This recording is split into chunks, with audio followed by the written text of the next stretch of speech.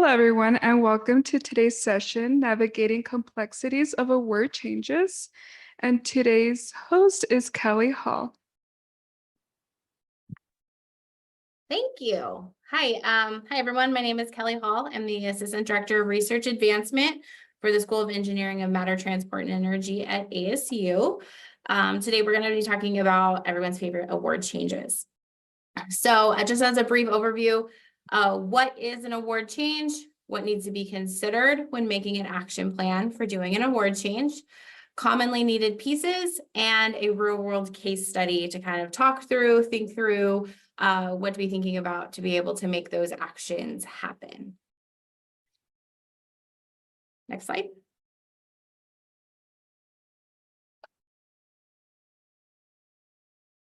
Can we jump to the next slide? What is an award change? So I originally come from pre-award, where we spend a lot of time working directly with faculty to build these budgets, to make these plans, to do all of these things. And so when I started doing post-award, I was amazed by how much changed. Nothing ever goes exactly as planned. Things evolve, projects change, people change, the scenario changes. And so as administrators, we have to adapt to that to make sure we are following all institutional and sponsor policies in terms of managing those changes. So a few of these types of changes, as a no-cost extension is the first one. No-cost extension is when we are asking for more time, but we're not asking for any additional funds. So this is a very, very common request that happens, and the award change that happens quite a lot. The NSF and the NIH give the first one kind of free in terms of if you're following policies, submitting the documents on time, they will grant that without needing actual institutional approval. So like I said, we're asking for more time, but we're not asking for more money. And so part of this request is going to be a conversation about why is the additional time needed. The answer to that question is never because I still have more money to spend. We never want that to be the reason that we are telling the sponsor. So it's really guiding the faculty of saying, okay, so you have this money left. You need more time to complete what? What was the delay in the project, and what technical piece in the originally proposed scope didn't you have a chance to complete? So really focusing back on that original scope and saying, what is left to do? Not just focusing on what are the dollars left to be spent, but what is left to do on the project, and why do we need additional time than we initially thought to be able to finish that scope? So that's a very common, pretty straightforward request, is that no cost extension. Like I said, a lot of times that first one's free. The second one, the third one requires a little bit more justification and a little more input from the sponsor on those. The next one I just wanted to touch upon was called the at-risk request. Those are the types of award changes where if you have a project that's incrementally funded and you're waiting for that next increment of funding, you can do that at-risk request where we don't have documentation of that next amount of money or that next bit of time, but the progress report has been submitted. You've talked to the program officer. We have information saying that money is coming. We can process that at-risk request per institutional policy about being able to set that up to not impact any payroll, travel, anything like that. So that's a very common one as well. And looking at that, it's important to see, what is that risk level? An at-risk request on a year 2 of an NIH project is very different than an at-risk request on industry funding, where it's a little bit looser, is a little bit more gray. So for those, it's really important to understand the scenario and then be able to make the best decision for the institution as possible based on that at-risk request.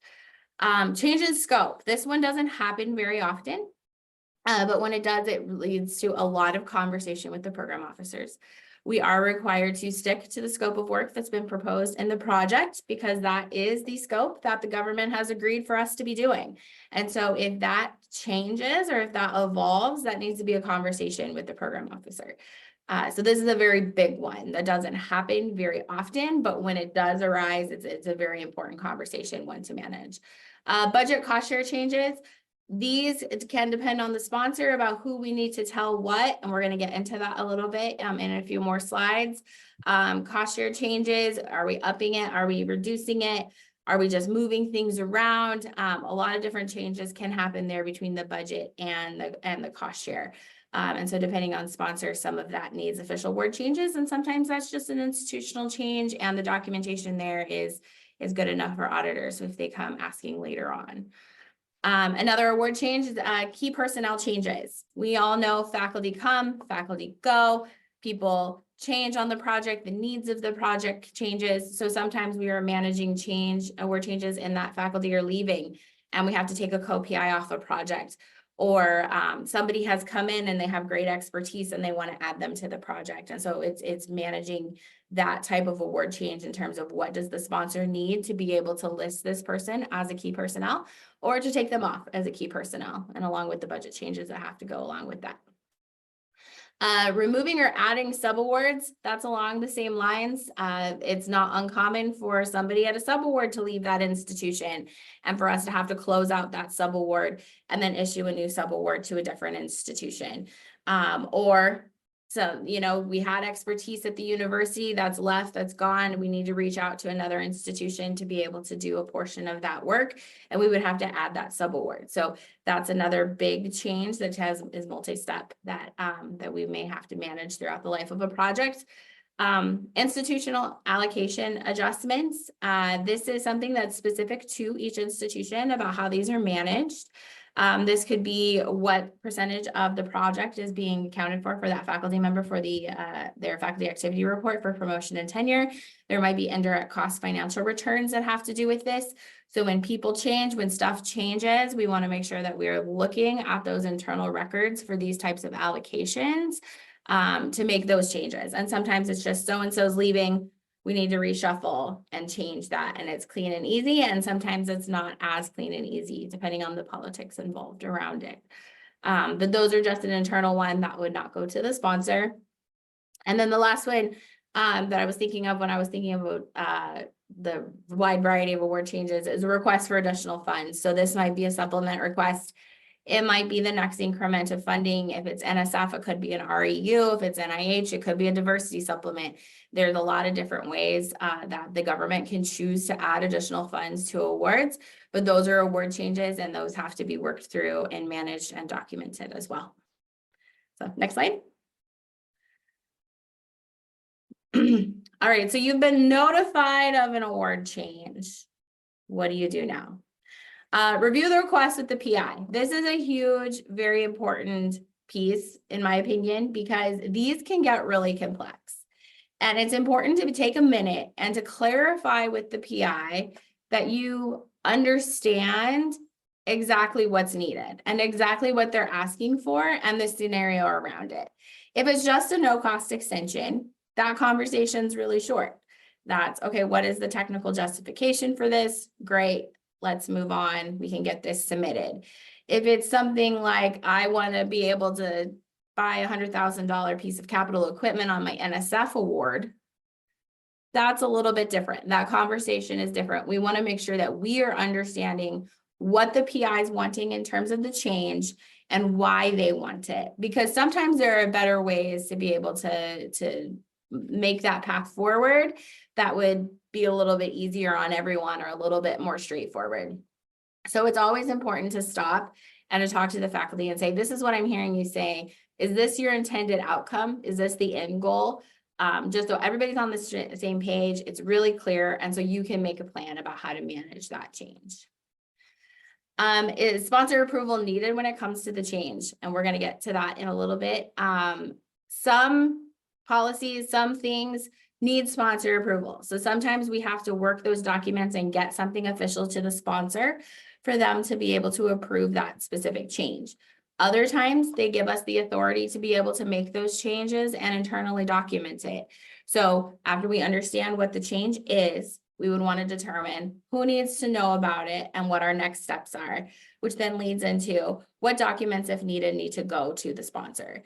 So if we do need to be notifying the sponsor and asking for an official change on that award, what do we need to be providing the sponsor for them to be able to make those decisions and to make those changes? And then what process internally is needed for university systems and processes? I'm not going to speak directly towards that just because we all are at different universities in Arizona. And so all of those processes look a little bit different. But it is important when thinking through this process and going, okay, this is what the sponsor needs. What does my institution need? What does my department need? What's important for me to have as backup to be able to move forward with this. So everything is clean and clear on the institution side as well as the sponsor side. Next slide.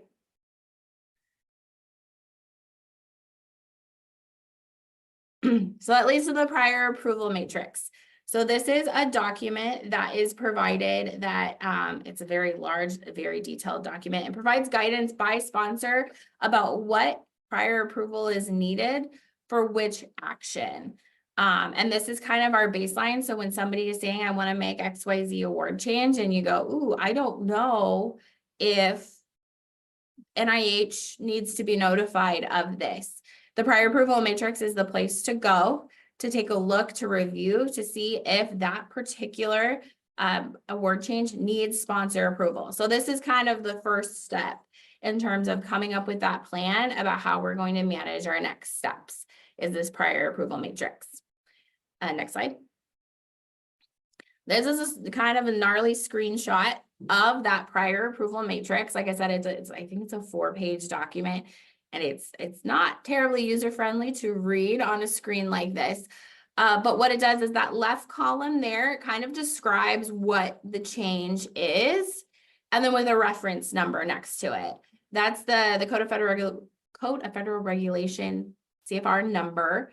That number is extremely helpful. You can pop that number into Google and it will pull up everything about that, and you can read in detail whether or not your scenario fits that particular regulation. So I use those numbers quite a bit because it gives more information than just that left-hand column. And it, especially for very strange scenarios, being able to look at those regulations in detail can be really, really helpful. And then it goes by sponsor, because they're, you know, different, nothing can be consistent, right? Each sponsor has different regulations for the different types of award changes. And so you can take a look and go, okay, I'm doing this USDA award, and kind of see what am I looking for? What am I trying to do? And then look in that USDA column to see what's required. Some sponsors are more loose with it than others, depending on if they're using standard terms and conditions. The NSF and the NIH tend to be fairly standard and give us a lot of leeway to be able to make those sorts of decisions.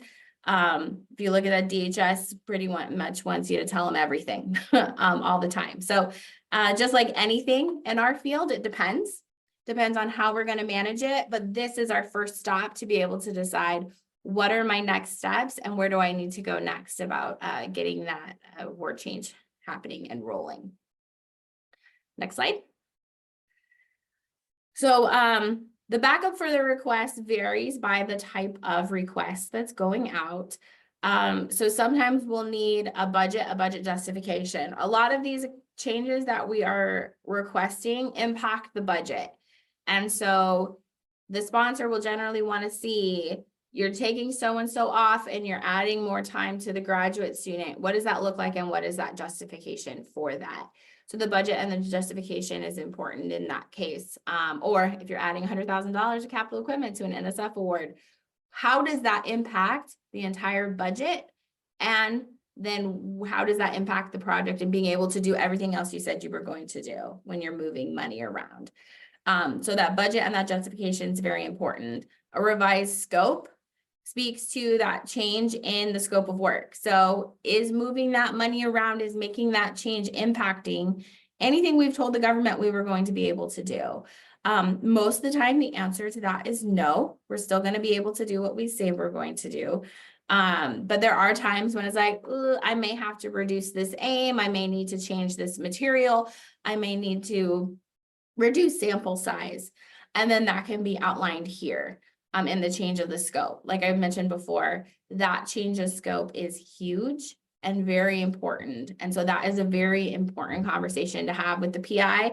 And that for complex award changes, I tend to ask multiple times and saying, just to confirm, our scope is changed or is staying the same. There's no impact to the scope of work. And, you know, the faculty member will advise one way or the other. But that's a good thing throughout the whole process to continue to say as things evolve and unfold is like, you are still going to be able to complete the work you said you were going to complete, correct?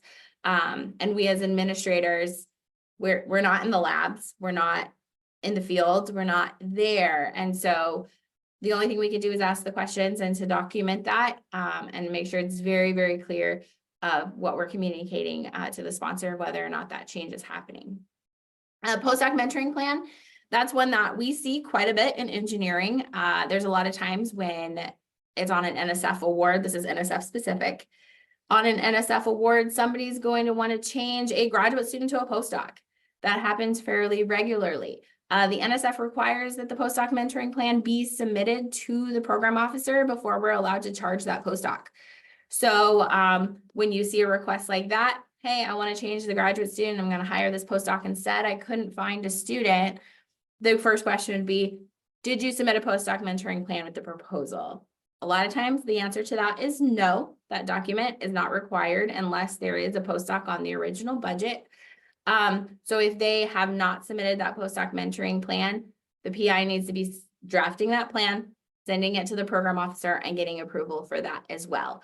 I know with the new version of the PAPPG that's coming out shortly, the mentoring plan for graduate students and postdocs is evolving. So this is one that will change a bit as well. But it's important for that documentation to be there because NSF is expecting that if we are spending funds on postdocs, that we are documenting that we have that mentoring plan and that the faculty member understands their responsibilities as a postdoc mentor. Revised IRB and IACUC. So it's not uncommon for somebody to change the type of mice or to change the sample size in terms of the makeup of their participants, or they're getting samples a different way and that IRB needs to change. That's an important notification from the faculty member in which they would work with the Office for Research Integrity to be able to actually make those changes. But then those changes need to be communicated back to the sponsor. The IACUC and the IRB is very, very important to the government, making sure that they're up to date on exactly the plans for that. And that central office can help with that too, about what needs to be communicated, what needs to be documented. But that is important information from the PI.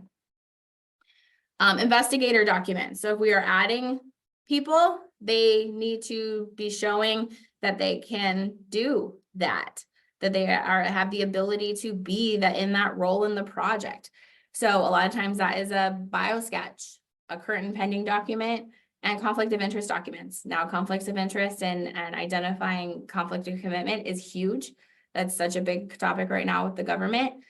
So different sponsors will have different requirements about those documents that are needed for that individual investigator to say, this is me, this is what I've done, this is what I'm doing. Please let me be on this project. Technical justification. Again, if there's pretty much everything will need a technical justification of why this change to the project is needed for the good of the project. Why is this change needed to be able to complete the scope, to be able to complete the aims? Why is that needed? Why are we asking for this? And again, that answer is never because we have extra money and we want to do X, Y, Z. It always ties back to that original scope of work and being able to complete that work that the government said that we should be doing. PI approval. Just like everything we do, the PI needs to be able to approve that and to be able to have that documentation that the PI is approving of this change. That leans to institutional policy as well about what that looks like, whether that's an email, whether it's in an internal system, whatever that looks like.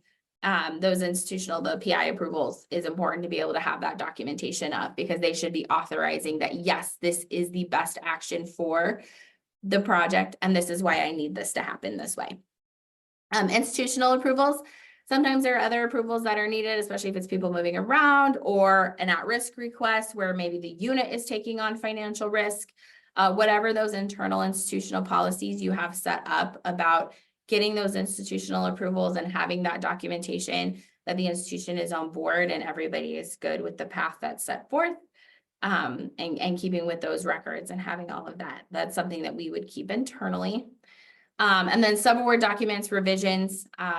There are times when the subaward, they have a major change Maybe they've changed their key investigators, or they're making a budget change, or they're doing something that is impacting them. And as their sponsor, they're telling us, and then we have to communicate that back to our sponsor.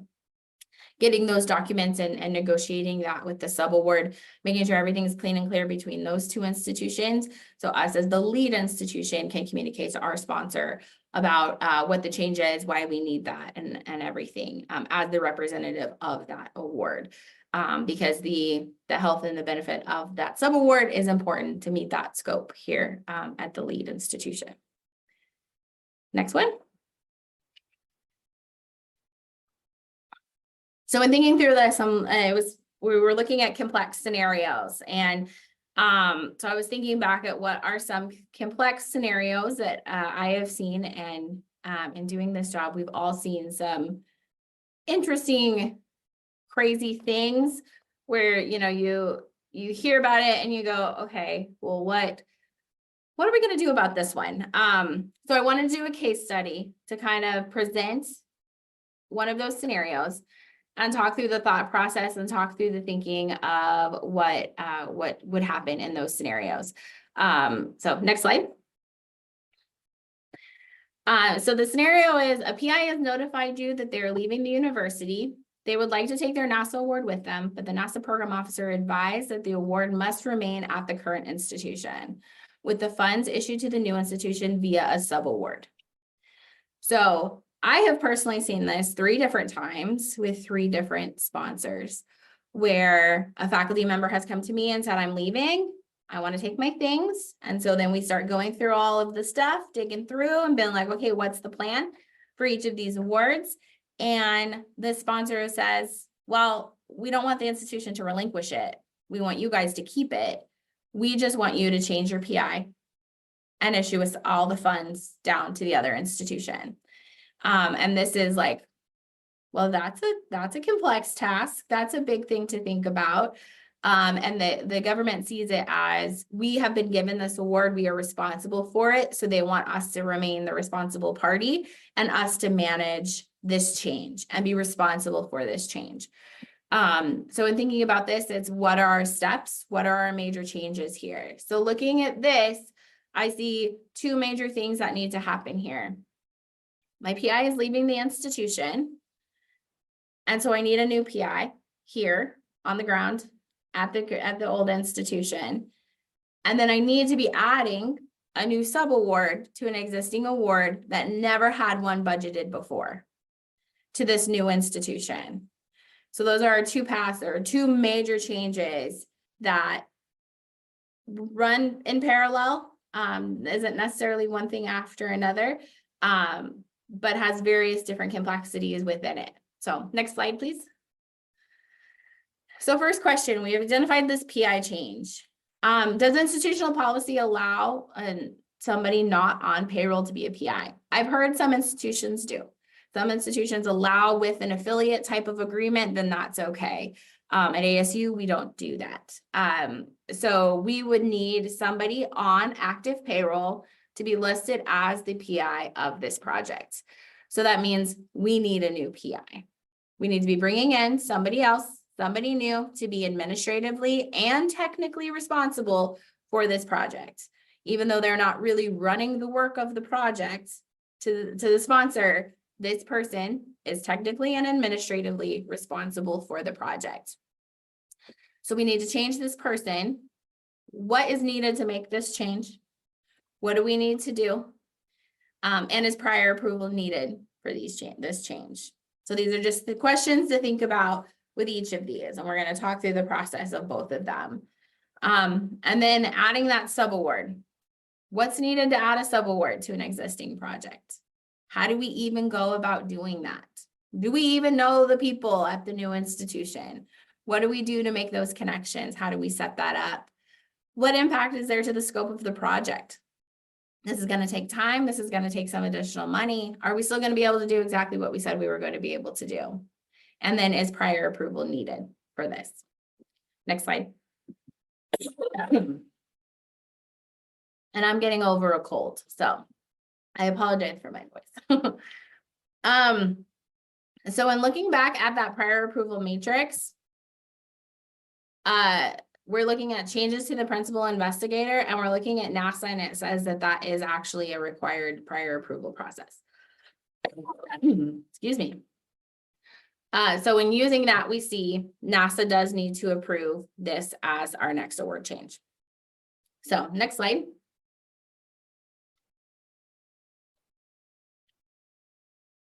Our plan of action. So determine the submission method and identify what the sponsor needs to be able to move forward. Discuss with the principal investigator really what the changes are, what the plan is, what the needs of the project are. Prepare the PI change request. So that's changing the PI and actually renaming the person responsible for the entire project. Finalizing your expenses at the current institution, preparing a subaward request, and submit. And I'm going to get myself a cough drop. One moment. Next slide.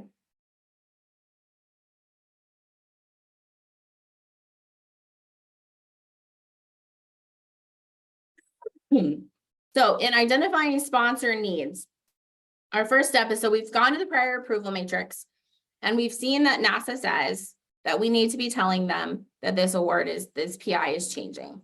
And that's pretty standard for all sponsors, is if you're changing the PI, the sponsor needs to be notified of it. If you're adding a subaward, the sponsor needs to be notified of it. That one's fairly standard of that is what we need to be doing for next practice. So what do we need to be doing, and where do we find this out? So we would go to the award document and check the award document and see what types of terms and conditions are falling under this agreement. So we would go to that award document, and normally if you look through it, especially sponsors like NASA, the DoD, the DOE, there will be links like crazy to different websites that take us to these terms and conditions about what is needed to be able to do these sorts of requests. So you would go through and take a look at that. What does NASA say that we need to do? Where is it taking us to be able to give us this guidance? So we can understand what needs to happen so we can communicate that with the PI. Review sponsor generated terms and conditions for references, going through those and seeing what's going on. This is a great time for the central office and the unit to be able to have a discussion. If there's anything unclear, that's a great time to talk about, okay, what does the sponsor really need and how do we need to do that? If there's any question there about what needs to happen, this is a great time to make that connection and to inform. I'm a unit person, so informing the central office, hey, this is what I'm doing. This is my plan. I have questions on X, Y, and Z. Is there anything you've seen, anything you've done? And sometimes this can get a little bit complicated about what they actually need and what they're expecting. The NSF and the NIH, they're going to have very clear guidance on it. When you get into other sponsors, it gets a little bit more gray. But next slide. For NASA took me to the GCIM, which is the Grants and Cooperative Agreements Management Guide. And so I found this in that guide. So this is what it took me to for a regular NASA award about making changes and what needs to happen. So this guide is telling me the change in personnel, the grants officer needs to coordinate with the technical officer to make these changes to determine whether or not they're appropriate for the project, and it'll need to be documented in the award file. So this is what they're saying NASA is going to need to do to be able to make this happen. So I'm looking at this and I'm saying, okay, so they need to be able to review the key personnel to make sure that that person is a good technical, has the technical abilities to be able to do that. How do I do that? How do I tell NASA that? Well, I can tell them that by including the bio sketch for that new person. I can do that by providing the current and pending to show the work that they're currently doing and the time that they have available to do that. Those are two ways to do that. I can also provide a technical justification of the PI saying, I have picked so-and-so to take this role as the PI on this project because they have the technical expertise to be able to do X, Y, Z, to be able to back up that case. And then the subaward's not previously approved. Again, the grants officer must coordinate with the technical officer to ensure that there's programmatic need for the project to be subawarded. This scenario in this case study is a little bit different because the sponsor has asked us to do this. They've said, if you want to take that money with you, you have to do it this way. So there's a little bit more flexibility there because we're doing what they asked. If we were adding a subaward, kind of cold calling a new subaward, we would probably need to add a little more justification in terms of what part of the technical scope are they doing? Why do we need them to be doing it? Why is this technical expertise important? And so then again, thinking about what are those pieces that we would need to be able to do that in terms of adding that subaward. What would we need to have to be able to show this documentation? So NASA has what they need for them to be able to move forward and make these internal documentations. Next slide. Determine the submission method. Again, this is another great way for the unit and the central office to have this conversation. For the NSF and the NIH, you're gonna have research.gov, you're gonna have Commons, it's gonna be a little bit easier. When you look at NASA, a lot of times the NASA things, if you go through the guide and you click through it, it leads to a link. And it's a web form, and the official request is submitted through a web form. And I've seen that with the Department of Defense as well. So from the unit perspective, speaking to the central office and saying, hey, we need to submit this thing. This is what I'm seeing. Does this make sense? Have we done it this way before? How does this look? What's our best path? Again, this is another great topic to be able to have that close collaboration between the two sides to be able to get this action done. Sometimes it's just via email. There have been times when we've submitted an awards change request to a program officer via email, and they've said, okay, great. And they forward it to their grants management person, and the grants management person said, oh no, you have to use this system that we've not been told anybody about. Do it this way too.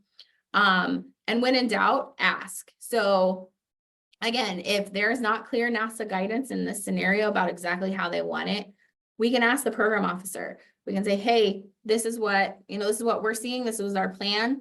What's the best way to get this to you? This is our plan of what we're going to send. Is there any additional documentation that you may need that we can get this to you in the right manner with all of the right documentation in the first try? So that's a great way to keep that conversation going. At that point, the PI should have had that conversation with the program officer. There shouldn't be any surprises that this change is coming. In this scenario in particular, they've advised that it happened, but anytime there's a big change, it's important for the PI to talk to the program officer so that they are aware, so there are no big surprises about any of these sorts of changes. Next slide. So now that we have kind of an idea of what we need and how we're going to submit it, it's a consultation with the PI and saying, okay, this is what the change is. This is what I see needs to happen. We need to change our PI and we need to add our subaward. This is what we need to do for both of these paths to be able to get this action done and completed for you to be able to get your money down at your new institution. A big part of this in this scenario is identifying that new internal PI, that it could be a conversation between the original PI and a department chair about who makes sense to be that best person. I've had pushback from the NSF before where they didn't like the person that was selected originally, and there needed to be a technical conversation. The person needs to be a good fit. It can't just be some random person. I've also seen it where the department chair made a lot of sense, and because it's just a stand-in, then the sponsor's been okay with the department chair being the person being listed as the PI on the project. So it's an important internal conversation to have about what the best strategy is and what makes the most sense for the management of the project, because ultimately the unit is still responsible for it, even though that original PI won't be there anymore. And so this sometimes includes some internal documentation about the conversations that have been had, people accepting that appointment. Yes, I'll be the PI, we'll do that. And what makes the most sense. This can sometimes take some time to identify the best person, but it is really worth the time for them to be able to think through what's best for the project, because ultimately that's what's best for that departing faculty member. Finalizing costs on existing project. We'll talk a little bit more about this in another slide, but if we're going to give all of that money to the subaward to be able to spend, we need to know what we're going to give them. And sometimes that can be a little bit of a tricky process to think through. So we'll talk about that a little bit more in a more detailed slide. Confirm no changes to the scope of work. Again, this is a question I bring up a lot. Just as things evolve, as things change, nothing's changing, right? We're still going to be able to complete the scope as proposed. 9 times out of 10, the answer is yes. But that's something we will want to be including in our request as well, that the sponsor or the PI has said there's absolutely no impact to this change, this scope of work. And then make the connection with the program officer if you haven't already. Like I've said, the PI should have already had this conversation. And then sometimes having that connection between the administrator and the principal investigator and the program officer is helpful as well to help guide the whole process. Next slide. The documents for the PI change. So in focusing on this part of the scenario, in terms of changing the PI, we would need to see, we've decided what do we need to have. So we talked about the bio sketch, the current and pending document, internal approvals. The bio sketch and the current and pending this is a great time for that pre-post bridge, is when gathering this type of information. A pre-award person in your unit will probably know exactly what an NASA bio sketch should look like and exactly how it's different than the NSF version that PI sent to you. So this is a great time for post-award to have a conversation with pre-award to say, hey, I need a current and pending document. Do you have something updated for this faculty member? Or I got this bio sketch, is this right? It's a great way to work across teams because pre-award knows these things. They're the ones submitting these proposals, understanding these regulations, going through all of these things. They can help advise on this part. So you're not digging through sponsor policy about what font size NASA wants, because pre-award knows that off the top of our heads. Same with the current and pending. We know what format that needs to go in. A lot of times, especially for active faculty members, current and pendings are pretty up to date. Pre-award can help with that. We have that information, and that's something that we can help give over to post-award to help smooth over the process a little bit. Again, these documents are really important for the sponsor, for us to be saying we've picked this new PI because they have the expertise to be able to carry out the project. This is the work that they're working on, and this is the time that they have to be able to do that. So that's very important. A technical justification for the change. Again, why are we changing it? What is this person going to be doing? Statement on the impact of scope. That needs to be in there as well. Also, any budget changes that might be included. So if the PI has said, I would like half a month of summer salary for being the PI on this project, if that technically makes sense, if that's something that works, we would probably need a budget change. We could include those budget documents and a revised budget justification in there as well. Budget justifications are also, and budgets in certain sponsor formats is also something that pre-award knows really well. And so in this area, that, like I said, that's a great way to work together across teams to have that pre-post bridge to be able to get these documents together in the correct sponsor format that first try. Next slide. Finalizing internal expenses. So in this scenario, the PI wants to be able to move all of their money via subaward to a new institution. So in order for us to be able to do that, we need to know how much money is going to be going to that subaward. So we need to know how much money is left. And that's when the accounting piece of this award change comes in, because we need to look and see, when is our stop spend date? When is our last day for payroll? Is there any outstanding operational encumbrances? Do we have any travel that needs to be covered? What do we need to be accounting for here so we can so we're not in the red here and send the rest down to the subaward? I find that it's easier to give more money to a subaward later on than it is to ask for money back. And so this is a very important step, and it's a good place to be a bit conservative and maybe add a little buffer for yourself to make sure all costs are accounted for the project at this current institution. There are also times when a PhD student maybe is a year out of graduating and they don't want to move to the new university. They're going to work on this project here with a different PhD advisor. I've seen that as well. So we need to be accounting for how much is that student going to cost to stay here to make sure we're not moving that money away. And so that's part of talking about the faculty member, speaking to the faculty member as well about any existing things that need to be covered here. Gas cylinders.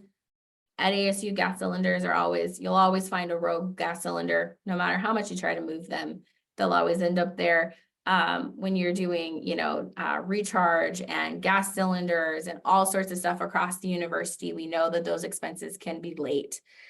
So thinking about those things, asking the PI if there's anything lingering to account for those dollars, so we're not pushing out money that we're gonna actually need. Another key piece to that is the subaward F&A. This subaward was not budgeted at proposal. So that the F&A on the first 25K wasn't accounted for in that budget. So we need to make sure that we are accounting for that in the main award, that money is allocated over on our side. So again, we're not pushing that money out to the subaward because that's money we're going to need to cover institutional costs. Unless I have seen times when that F&A has been waived by the university, and that might be a whole nother process that can happen. So it just depends, but that is a big cost that was not accounted for at proposal. So it's important to account that on our side so we know exactly what that subaward will be able to have to be able to come up with their budget about spending on the award at the sub. Next slide. So documents for that new subaward. When we set up a subaward, there's a certain set of documents that we need, and that generally matches pretty well with what the sponsor is going to want from us. So we need that scope of work with the subaward. What are they going to be doing? That's their technical scope. That becomes the basis of the agreement with the subaward. What is the budget? So we've told them you have X number of dollars. Here's your period of performance. We need a budget from you and a budget justification from you. And so that institution then will have to be working through all of those things on their side to be able to settle a budget, come up with that budget justification, provide the bio sketch current and pending any sort of conflict of interest documentation needed by the sponsor. They would have to be putting that together and sending it over. In this scenario, it's a little bit interesting because it's our PI going over there. And so we may help advise a little bit on what that current and pending looks like because we know what that faculty member has. But traditionally, they would be working on the investigator documents from their side to be able to send over to us, to be able to send to the sponsor. Sponsors, like I said, anytime there's somebody new added, they need those investigator documents to be able to see exactly what those people are doing, what their expertise is. Conflict of interest has been big. That comes in a lot of different forms. That might be a good one to talk to the program officer about, or speak to pre-award and be like, what sort of documentation has the sponsor been asking for in the past? What are we been seeing with them? That's a very much evolving document, and it's different by sponsor about what they want to see. But that's whether or not there's any sort of conflict with other work that they're doing, any sort of technical overlap. A lot of times that lies in the current and pending, but there could be some other things. And this, again, these subaward documents, this is what pre-award asks for when we're developing a proposal from our subaward. So this is another pre-post bridge to be able to work closely with them say, are we getting everything that we need to be able to do this, to get this sponsor bundled together to be able to hand them to keep things moving. F&A rate agreement. That's generally something that the sponsor wants, and internally that's going to be wanted as well, which leads me to the internal documents to set up the subaward. So we know this subaward is happening, right? So what documents, it's important to think through, what documents does the subawards team need to be able to do that? So they have everything they need. Once we have sponsor approval, they can get started right away on that agreement with that new subaward. So that, whether it's the sole source from the PI, or the cost price analysis from the subaward, depending on institutional policy and how that works for you. Asking for that now and knowing what is needed now and getting all of that together for the central office to be able to then move forward with contracting can speed up the process considerably. So it's a really nice way to just send the subaward one email that says, hey, here's our title, your dollar amount, your period of performance. This is what I need from you to be able to ask the sponsor if you can be our subaward. Please send me this by this date. You send it over, then we can get it to the sponsor and say, look, we need this. to be able to continue the scope of work with all of our other documentation about that PI change, budget changes. It can all go in. For NASA, that could all go in as a bundle together. Other sponsors, it might be more of an incremental, we're changing the PI, we're adding the subaward. It kind of depends on the sponsor about how they would want those documents to go in together, or if there are separate actions. It kind of depends on the sponsor portal as well, about how those actions are processed. Next slide. And then you can submit. You send it off to them and you cross your fingers and you say, okay, we've sent all of the things.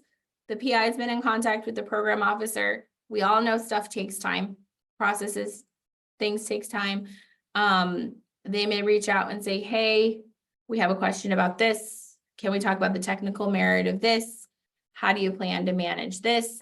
So it's important that the PI stays engaged and is ready to answer those types of questions. It's a very busy time for them in this scenario. They're moving institutions, which is a huge move and takes a lot of their time. So keeping those lines of communication open are important within award change, making sure the PI stays engaged and is answering any of those technical questions. Administrative questions, it's important to be keeping on top of those, answering those, whether they're asking for changes in the budget, or if there's some other form or something that they need, that we're keeping close attention to that to make sure that everything is flowing smoothly as it needs to be. Next slide. And yeah, follow up. So addressing any of those concerns from the sponsor and from the faculty will probably be like, where's my money? I need to start this graduate student over here in this scenario, at least.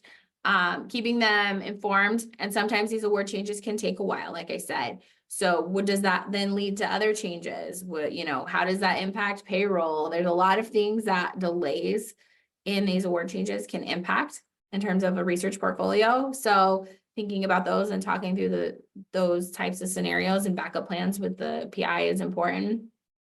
Follow up with them. We know program officers can be kind of tricky sometimes, including the grants management specialist. Sometimes is a little bit easier. They're the ones who are actually processing the changes and have the authority to do so. So reaching out to them, making sure that they have what they need. Don't bother them necessarily, but making sure that they know that you're a contact and you're there to help to be able to keep things moving. And then confirm you have the internal pieces squared away. Like I said, those subaward documents are ready to go to get contracting going once we have approval from the sponsor. Anything else internally needed, everything is clean and ready to go once we have the green light. Next slide. Execute those internal changes. So this is very institution specific about how that happens. In this scenario, we're changing the PI. So internally, those allocations would need to change. Perhaps that changes the unit, the lead financial unit in the research system, at least here at ASU. That might also change your workday cost center in our financial system here at ASU. So those PI changes trickle, and you have to kind of think about what all that impacts. If you're staying within the same unit, that might change less, depending. I'm a little complicated in that way, but just what are those internal changes that are needed to be able to internally document everything that has gone on. And then once you have that green light, process the subaward. So the subawards team will work with the other institution to be able to get that documentation going, get that money over where it needs to go, making sure that everybody understands their roles and responsibilities still. The lead institution's responsible for those technical reports, for the financial reporting. Everything still lies with that original institution in this scenario. So making sure everybody is clean and clear about what their responsibilities are. And then any sort of allocation changes to, again, about any financial return from the indirect costs and the research incentive for their recognition as well needs to be changed and updated. So it reflects that new PI and any other changes that are going on. So next slide. So yeah, that is it for that scenario. Just working through both sides of those two actions that needed to happen to be able to get that original request done. Sometimes it is piecing out all of those changes and all of those things that need to happen to be able to make a plan. But the more that you look at it and the more that you know what tools to use, you can make that path forward to be able to get that process done. So yeah, any questions?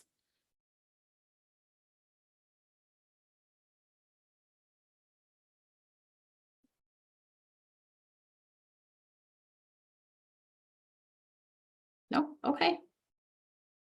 Thank you. Well, thank you. I appreciate everyone's time today.